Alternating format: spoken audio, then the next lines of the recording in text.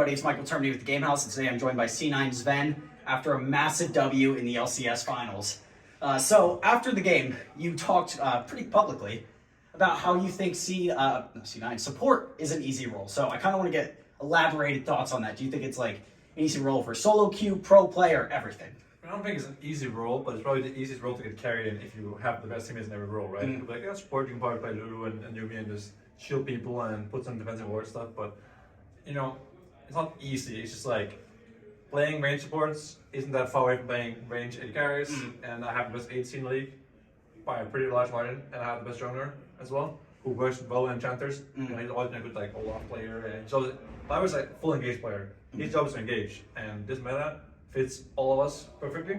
So support's easy to play when we have the best teammates. And mostly jungle and ADC.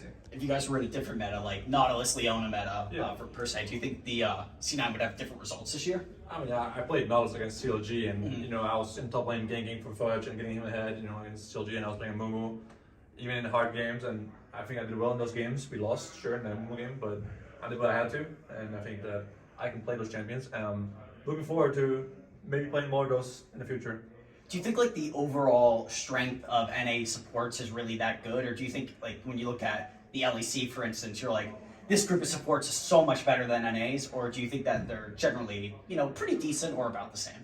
I think they all have their flaws, but I think the top three guys, Hui, Vulcan, and J are pretty decent, all in their own aspects. Like they have different qualities and different strengths and weaknesses, but I think they are pretty decent. Yeah, I don't think they're better than Eastern supports. I don't think I am either, but they are pretty good. Yeah, and it's hard to really show who's the better support when playing Lulu versus Nami or Lulu versus whatever. Right? It's like there isn't that much like flashy gameplay, but there is stuff like lane phase. It doesn't matter a lot. You see, like today we won lane in every game. I think we were doing well in every game. Some matchups we were winning, but I felt like we were winning in every game in our own way. So yeah. One thing I wanted to ask about is there's a lot of flame on Twitter about who he's built this game. Yeah. So he was rushing the Chemtech Purifier instead of going for a Mythic. So what are your thoughts on that as a a fellow Enchantress enjoyer? Yeah, I think that Enchanter item builds are actually one of the classes in the game where there's more diversity. You can build a lot of different things because Mythics are important, but not always. And I think that Chemtech Purifier is really bad in Lulu, because you don't have a lot of AoE spells, you only have one shield, and your W and ult doesn't work on your AoE, which gives a shield. So, but like Sona or Yuumi, who has AoE abilities or AoE shields, it's not that easy to use. I think Shura vs Moonstone is a debate that's different. I think that Lulu typically is picked for her speed bonuses, W on a yard carry, hyper carry kind of thing. So Shura is good. I think the one thing Hui does wrong is that he doesn't buy his mythic early in the game. He buys too many pink words, and it's fine by 2 pinks sometimes. If you need them for a certain thing, you won't get your item anyways. But in some fights, having, for example, on my Yuumi game, I sold my Dark Seal to buy Moonstone and no pinks, and that fight was like the game time team fight. We're down to get gold, we won team fight, and the whole game swung. If I don't have my Moonstone there, because I bought 2 pink words every base the whole game, I didn't buy Dark Seal, or I didn't sell it, whatever, then the game was different, and we would lose. So Yuumi, really important Moonstone. Yuumi or like Lulu or something, it's debatable, but I think it's something that's worth thinking about, that buying 2 pinks every base, for example, isn't always the move. Yeah, and that's exactly what happened in this series. He didn't even get a Mythic the first 2 games because you guys beat him so quickly, which is just a little bit depressing. So you're a bit of a shit talker. You're a bit known for it, or a little bit of a troll, to put it a bit more nicely. So I gotta know, what are your supports on the fellow ADCs for your Worlds group and supports? Because, you're a bit of an expert in both. Yeah, I mean, I do have pretty good sports in my role. Mako won Worlds literally like last year. Like less than a year ago, he won Worlds, and I remember he was pretty good. I played scrims against him, not in stage, but I played in scrims against him, and he was really good. He still is, he was good. I played against him in 16 in scrims, he was stomping me.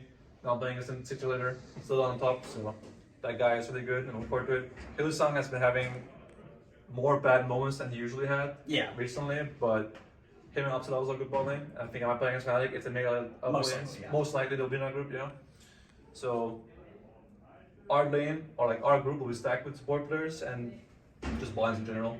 T1 and it's no joke either. I think the ball line Google specifically didn't have the best playoffs, and they're kind of outclassed by Genji. But then again, I think most people are outclassed by Genji's ball line. So I'm kind of happy it's T1 not Genji, but that will never happen, right? So I think ball line will be hard in our group. It will be definitely the ball line group in our group. It was probably the group with the best ball lines of all of them. So it will be a tough match for Berserker, but I think that we have only been improving steadily the whole time we played together. We all played for like 2-3 months together, so I have confidence we'll improve even more for Worlds when we get a real challenge, so to speak. That's good to hear. That's good to hear. So Zazel has been a positional coach for you this year and been giving you the tools of the trade. So what is it in particular, the one thing, if you had to narrow it down, that he's taught you that's helped you out the most in your run? Tracking words. I think, laning phase and mechanical things is what I'm good at. I still have mechanics, I still have all that kind of stuff. I know how lanes go, I know how AD carries think and all that kind of stuff. So I know where to be and when to be there. But things like tracking words is what Tesla was good at. So he told me always, check how many words this guy has. He walked into one area, comes out with one word only. There's a word here and here probably, these kind of things. So something he helped me with a lot and helps when you're choking your opponent's vision and setting it up yourself. He told me like, this CV word usually doesn't get swept, so put a word here if you can and it will stick. And sometimes, I'll put a word wasted and it will stick and Fudge will TP there and kill everyone. Sure, not my glory, but you say you got the assist. I put the word there and Fudge TPs it, that's all I can do. I tell Fudge, this one will probably stick. This is your TP word, I give some direction and... You're like Dennis Rodman, which is a fitting scenario for this. Alright, final... Alright, final question for you here, alright?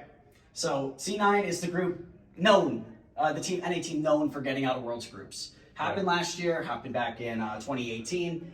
So, I gotta know, even with this group of death, in air quotes, do you have the confidence, do you have the ability to do it? I mean, my own experience at Worlds is that the years where I thought it was free win, like our group in 2016 against CLG and Alpsnox, we lost. The year we had the hardest groups, in Origin we had like LGD, who was supposed to be the best team at Worlds that year, KT, Rolster, and TSM. We made our groups 4-2. Last year we had FPX, Rogue, and Damwon, 3 good teams. 2 of them considered to be favorites, Damwon and FPX. And at Worlds, anything can happen. And I'm a firm believer that there's always one good team that chokes at least. One of the first place, contenders or whatever will always choke. It happens every year. There's never perfect groups, so I'm sure a lot of people will put in our group, they'll put EG and T1 as first and second. And that's fair enough, I understand. But it never goes that way at Worlds. So Strong message. It doesn't matter what group you're in, I'm also okay with like going 3-3 and losing or whatever. Like it's groups, the format sucks. We all know it. Like sometimes you'll be in a group with, in 17 I was in a group with RNG and Samsung. Samsung was the world champions and RNG was like 3rd or 4th, semifinals. Tough luck, right? You're in the group with the 2 best teams in the world, maybe. So it's not that important to make our groups, it's important that you show up in your group. And if you lose in quarters 2-0 like we did last year with Genji, it doesn't really feel like without it. It just feels more symbolic that you made it out. Exactly. Nah. All right, that's good. That's an interesting perspective. Well, that's all I got. Thank you very much for coming on, and make sure to check out thegamehouse.com for more LCS interviews.